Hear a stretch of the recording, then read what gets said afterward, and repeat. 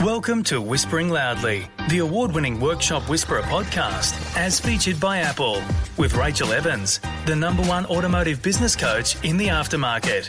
Thanks to Platinum sponsor Podium, Titanium sponsor Mechanic Desk, and Diamond sponsor Ventavid. This week we are answering your questions in Workshop Whispers. Have you got a curly question that you want to ask Rachel, or maybe you want to further your repair shop or climb higher and you don't quite know how? Well, Rachel knows all about reaching the sky, don't you, Rach? Absolutely. She aims for the sky. If you want to get in touch with us to write us a question about your auto repair shop, how can people reach us, Rachel? Super simple. Just email admin@workshopwhisperer.com with Workshop Whispers in the subject line. And you'll get some time with Rachel, which is really exciting because she is the #1 business coach for the auto aftermarket in Australia and New Zealand. We've got Sandra today, and Sandra asked, at the end of the financial year, we are concerned that we're going to have a large company tax bill. As we've been largely untouched by COVID, should we spend money on equipment or other deductible items before June 30, or refrain from spending and wear the tax bill instead? Well, thanks so much, Sandra, for writing in. My very first thing that I'd say here to you, Sandra, is to have this discussion with your accountant first and foremost, because it's your accountant that will be determining your final company tax position, along with your individual tax position as well. So I definitely, wouldn't sit here and answer the question thinking that I'm the oracle only in this situation. You must consult your accountant in order to progress with this one. I'm definitely happy to give you a couple of my thoughts though. And always when it comes into the end of the financial year, even I have to think about it, what's the ratio of company tax to individual tax that we want to pay. My accountant always says to me, you could go and update your car, or you could go and do something else of significant expense, but you've got to remember that for every $1 that you spend, you can only claim 30 cents of that back if it's a motor vehicle or equipment. And even with the government's instant asset write-off that we have at the moment here in Australia, up to $150,000, if you are going to buy a vehicle, only just over $58,000 of that falls under the instant asset write-off. Oh, okay. So there are restrictions within that. And you have to think about whether you're prepared to go into debt now for whatever this is that, say you bought a vehicle and you were able to, claim the full $58,000 on the instant asset write-off. You're still only getting 30 cents in the dollar, remember, for every $1 that you spend on the car. So let's say you're spending $60,000 and you can claim a third of that back, or your 30 cents. Is that really enough of an incentive to help you bring down your company tax bill? Because now you've got the finance on the car to pay for as well, which you may not have had finance in the last little while. You may be debt-free where your cars are concerned. So there's a lot of things to weigh up, not just how do we reduce the company tax bill. It's, do you want to go into debt? Do you even need the new things that you're considering purchasing? And if it's equipment, well, that equipment must have a return on investment for you. So how quickly will you be paying the equipment off? How is the equipment going to help you make more money? So these are the things that we have to think about before we just decide to get the checkbook out, if anyone even has one of those anymore, or get the Visa card or the American Express out. Or get your phone and tap the big purchase. That's it. So, and, as for, should we hold on to our cash or refrain from spending? Cash is king. That's an old saying, but right now, the auto repair shops that were had a little bit of cash aside going into this have done far better than the ones that had cash flow problems coming in or had nothing in reserve.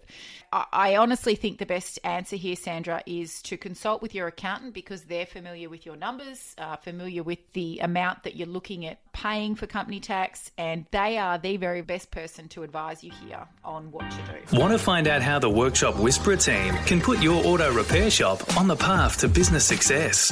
Head to www.workshopwhisperer.com automotive.com.au/whispering loudly to claim your free workshop success session with a team. Evan says he's noticed that one of his local competitors has closed down for good in the last few weeks, and he's wondering if, even though he has experienced a downturn in trade due to COVID, he should look into finding out if he can move into the shop that's recently closed. Oh, interesting. The space is bigger and would help with expansion. Interesting one, Evan. Thank you for writing in. How common is this, Rachel? What's the ratio of people who have closed down or are doing well out there? There's the Australian Automotive Aftermarket Association did publish some stats a couple of weeks ago in relation to how auto repair shops in a sample size thought they were doing. And there were a significant number that thought that they were, they'd noticed that they were had declined in trade, and enough so that they qualified for JobKeeper. There was a small percentage that said that it was business as usual for them, or business has never been better. And there was also a small percentage that reported that they were in such decline that they didn't know if they'd make it or not. So it's mixed, isn't it? It is very mixed. But those that are in that bottom section, the ones that didn't have a good cash flow position going into COVID, and this has exacerbated that. And in a way, as harsh as it sounds, this event is causing natural selection. If you weren't in good shape going in, then, your chances of making it are slim. Yeah. So I think that's been across the board. Oh, definitely. Yeah. Absolutely. It's quite amazing, even when as you look at, retail chains nationally, the ones that have gone into liquidation and closed for good, and they only lasted a couple of weeks in shutdown, which shows you how fine a line they were running, with their the way they were run and their cash reserves. So the situation that Evan's in with one of his competitors having closed, I would like to know more information, before I went either way. But just from what Evan's written, Evan, if you've experienced a downturn in trade, I would want to know by how much. Are you struggling right now, but you're looking for the opportunity because you believe you'll be able to come back? We did a podcast episode, I think last season, around the costs of moving into another premises. Huge. Yeah. And sometimes opportunities pop up that we know would be fantastic for us at some point, but now is just not the right time. And this may be one of those occasions where it looks perfect, but the timing is not right, because we are headed into a recession. Evan, you've said that you've already experienced a downturn.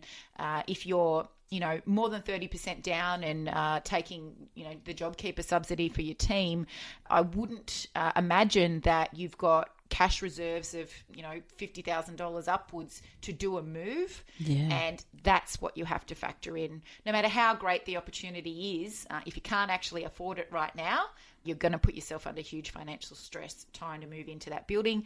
What I'd be doing instead, if you've experienced the downturn, is seeking to capture the customer list, customer base of the closed down business. So what do you contact them and ask to buy it, or how does that stuff go on? Well, first, I wouldn't offer any money. I'd be, trying to get in contact with that business owner to say, have you referred on any of your customers? I'd love to be able to look after them for you. Is that something you'd be open to? Maybe he would want a price for that. I imagine that he'd be after some cash for something, if he's just had to close the business. But, you could also look to target the demographic of their customer base, or what you know about them. Yeah, and the areas on Facebook. Yeah, that's right. Yeah, so I would definitely look to have a discussion around the customer base and look to grow your business that way, get your trade back up.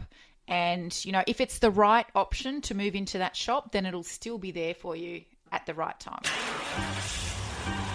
Take a smoko and review us on your Apple Podcast app or wherever you listen. Rachel, is there anything to be said for a business that has been operating badly and then closed down, and then you take your business into that business and there's some brand confusion in the market? People think that... Is that why people have those huge signs out the front saying under new management? Definitely. Yeah. And so can that be a bit of a curse for you? And just because it closed down didn't mean that there was bad customer service there. Oh, okay. That's true, yeah. It could have been that the business was just poorly run financially and from a systems perspective.